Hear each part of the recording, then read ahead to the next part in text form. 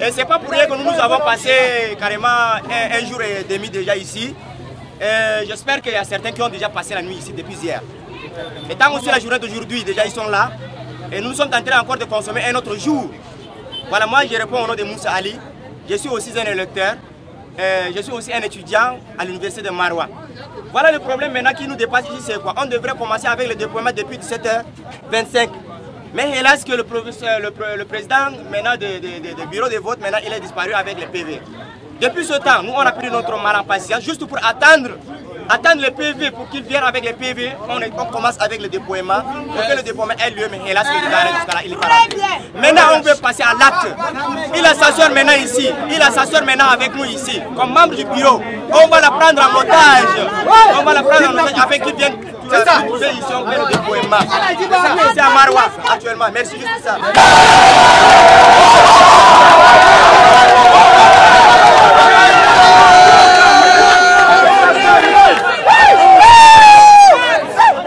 On l'appelle. Si il ne les appelle pas, on va trouver la solution tout à l'heure.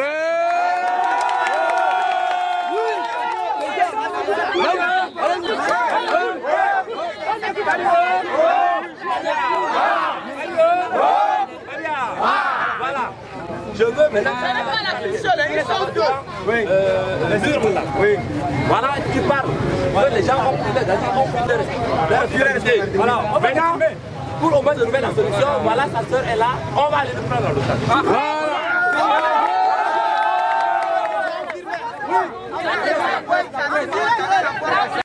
Depuis hier, nous avons accepté de voter. Nous avons aussi accepté de passer la nuit dehors au bureau pour garder nos urnes, pour les sécuriser. Nous avons encore accepté ce matin de vérifier et d'observer tous les votes qui se sont passés depuis la journée. L'heure est arrivée au déploiement. Hélas, nous nous sommes rendus compte que ces gens nous ont dupés. Nous ont dupés en ce sens que depuis nous attendons. Première chose, le chargé de mission a d'abord emporté les procès-verbaux, ce qui ne se ferait pas et ce qui n'est pas normal. Nous attendons cela pour dépouiller et voir les résultats d'une manière transparente.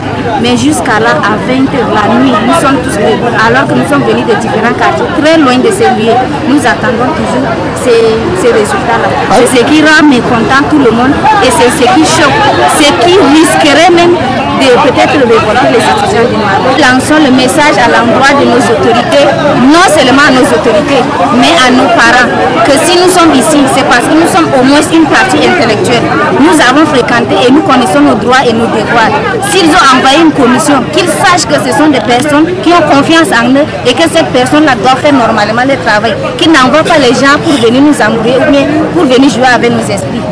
Là où nous sommes, c'est pas le consulat du Tchad, c'est pas l'ambassade du Tchad.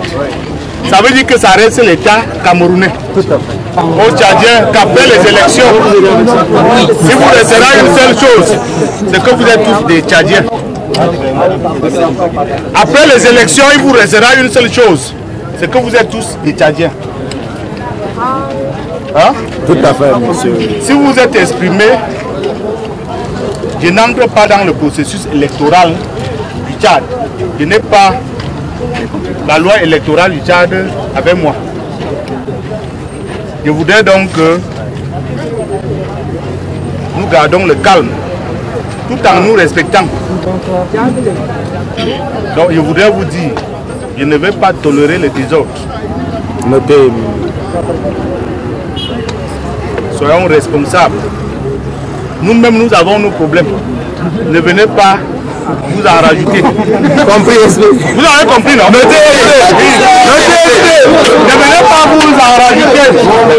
Ici, c'est le territoire du Cameroun qui a été cédé momentanément au peuple tchadien qui vit à Maroua pour le processus électoral.